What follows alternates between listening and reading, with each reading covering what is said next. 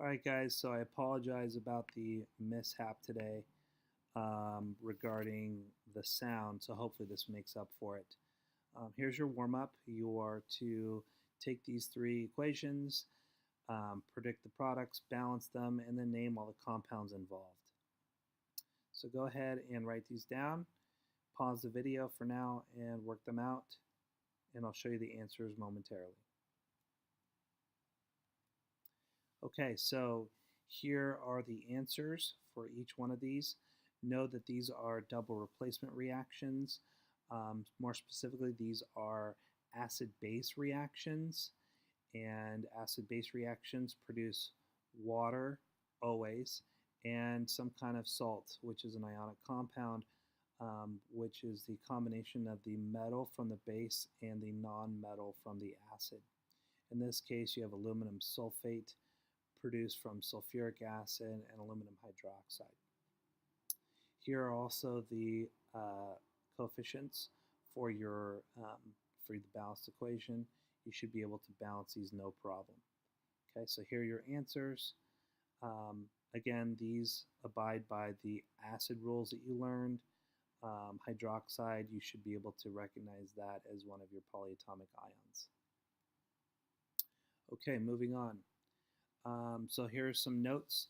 These guys here have a high degree of ionization. In other words, they are strong, and therefore, because they're strong, they have a high Ka or Kb value. Commit these to memory. So this is nitric acid, hydrochloric acid, sulfuric acid, hydroiodic acid, and hydrobromic acid. So these are all acids because they start with H's. These are all bases. The Arrhenius definition states that it will give an OH in solution. These all have OHs, so therefore they're basic. This is potassium hydroxide, sodium hydroxide, barium hydroxide, strontium hydroxide, and calcium hydroxide. We've gotten some practice identifying conjugates when given an equation, but now I want you to be able to write them.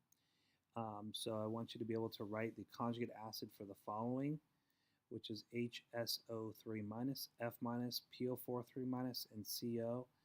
Do the same for these. Write the conjugate bases for the following. HClO4, H2S, PH4 plus, HCO3 minus. So go ahead and pause the video now. Actually write these down, pause the video, and try them out, and I'll go over the answers momentarily.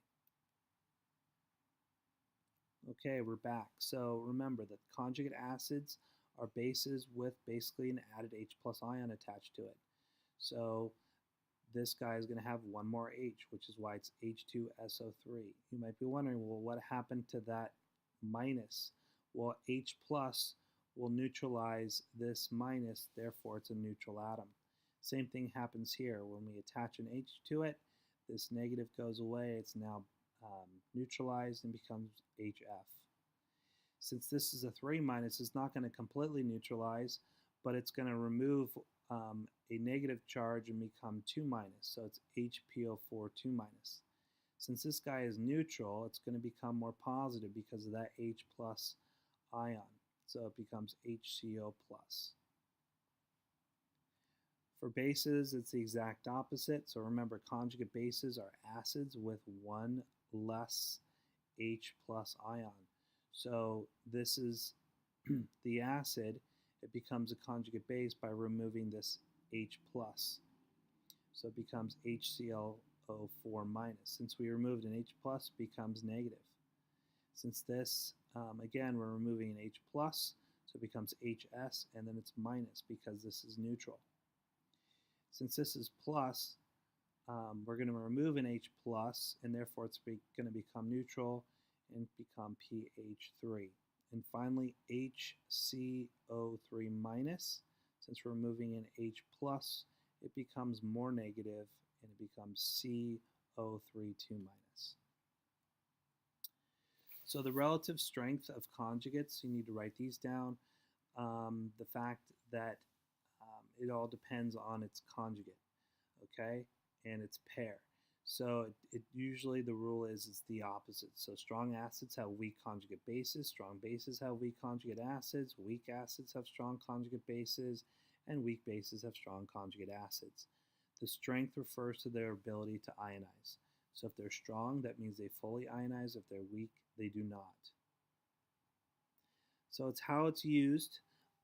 This might be like a test or quiz question where you take some kind of compound and I'll tell you whether or not I want you to make it so it acts like an acid or a base.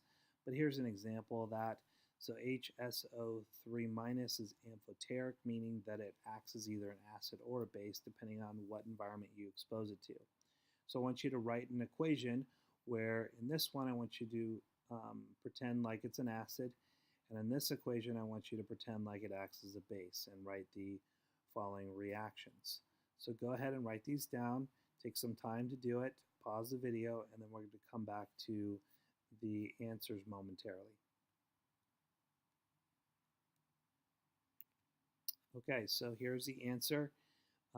When HSO3 acts as an acid in water, therefore water acts as a base, so it accepts that proton and it turns into SO3 2 minus.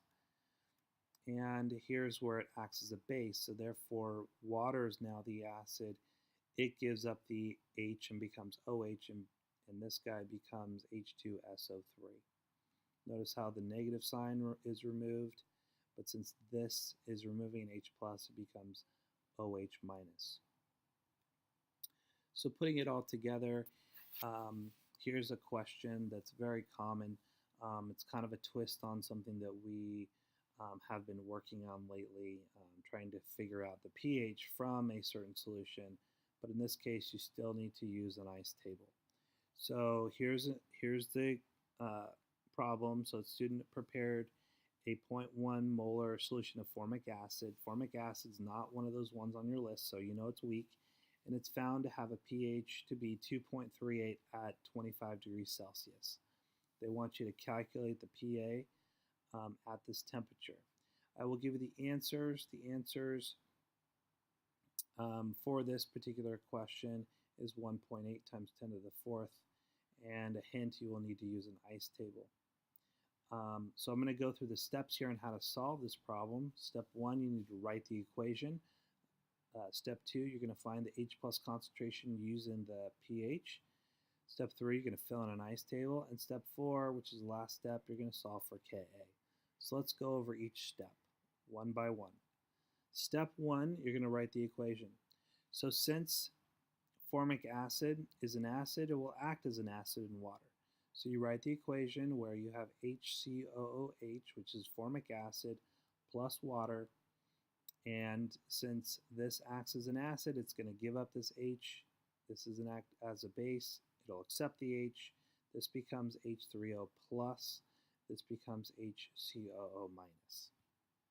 Step 2 is to find the H plus concentration using pH.